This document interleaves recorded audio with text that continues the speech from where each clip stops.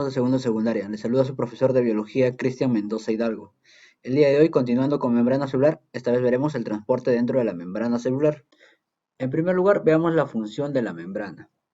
Mantiene la estructura celular y le da soporte. Función de barrera. Aísla la célula impermeable, tanto química como físicamente. Regula el intercambio de agua y solutos. ¿A qué nos referimos? A que la membrana es semipermeable. Permite la entrada de algunas sustancias y de otras no. Permite la comunicación intercelular, o sea, la comunicación entre una célula con otra célula.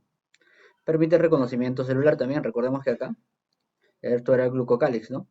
Los carbohidratos que encontramos, tanto los lípidos como glucolípidos como glucoproteínas, formaban el glucocálix, lo cual permitía que se les reconozca a la célula. Antes de empezar con el transporte dentro de la membrana, vamos a definir qué es gradiente de concentración. Gradiente de concentración no es más que el movimiento del lugar donde hay mayor concentración a donde hay menor concentración. Puede ser desde afuera de la célula hacia dentro de la célula, como en este caso, desde afuera de la célula entra dentro de la célula, o desde dentro de la célula hacia afuera de la célula. Todo depende de donde hay mayor gradiente, donde hay mayor concentración.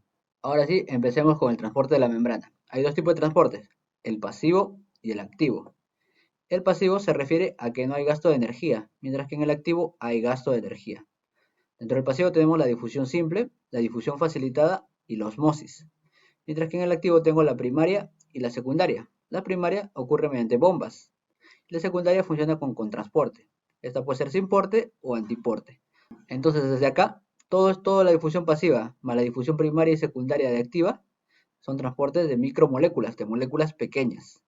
Ahora, ¿qué pasa cuando yo quiero transportar moléculas grandes? Ahí también hay transporte activo, pero transporte activo en masa, grandes moléculas. Puede ser hacia afuera de la célula o hacia dentro de la célula.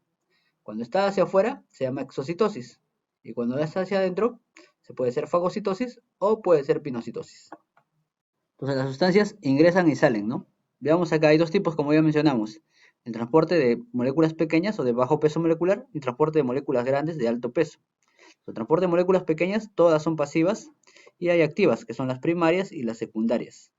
Mientras que el transporte de moléculas grandes puede ser hacia dentro de la célula por endocitosis, que se divide en fagocitosis si se transportan moléculas sólidas, y pinocitosis si se transportan moléculas líquidas.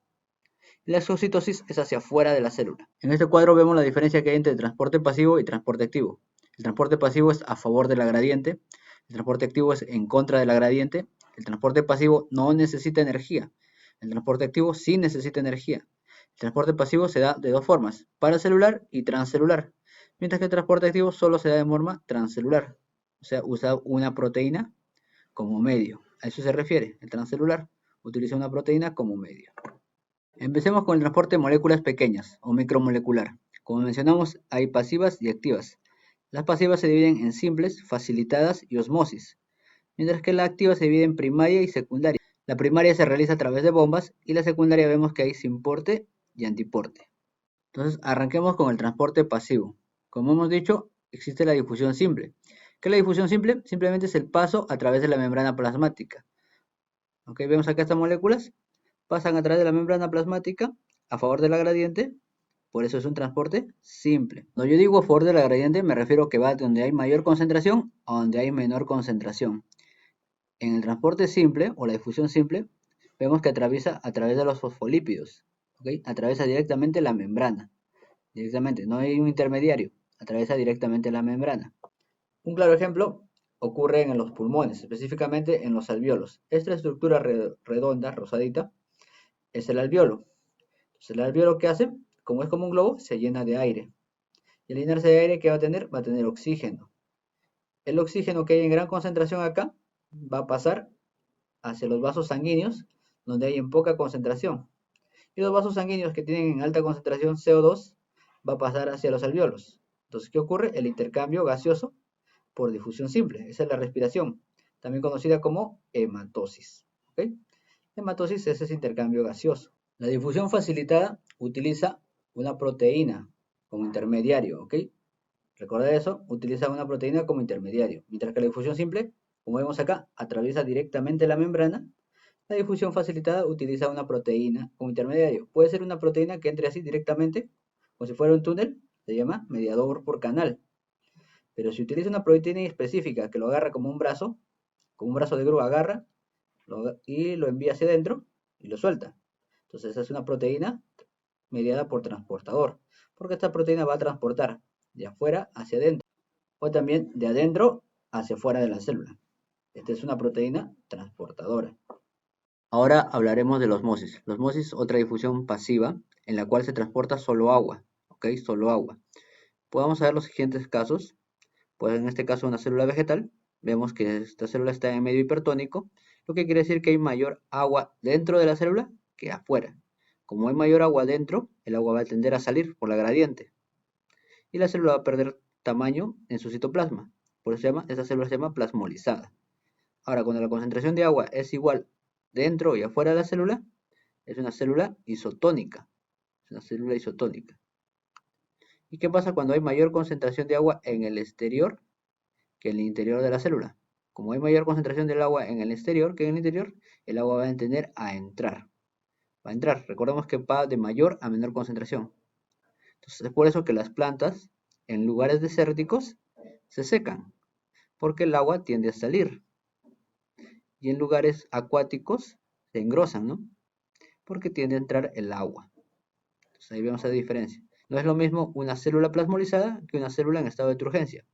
Llegamos a estado de turgencia, recordamos que las células tienen esta vacuola gigante de agua, donde van guardando el agua. Pero un punto que va a crecer tanto que va a ir presionando a la pared celular. Y eso se llama turgencia. Cuando no pasa nada de eso, está en estado normal, ya que el agua que entra es la misma que sale. Hasta ahí recordemos, medio hipertónico, mayor concentración en el interior que en el exterior. Medio isotónico, igual concentración en ambas, tanto interior como exterior. Medio hipotónico, menor concentración en el interior que el exterior. Ahora veamos la osmosis en célula animal.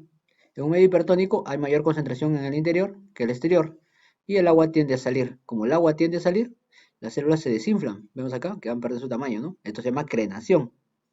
Y las células van muriendo. Ahora tengo acá un medio isotónico, en que la cantidad de agua del interior y el exterior es igual, por lo tanto lo que entra es igual a lo que sale. Un medio hipotónico, la cantidad de agua en el interior es menor que la del exterior, por ello el agua tiende a entrar.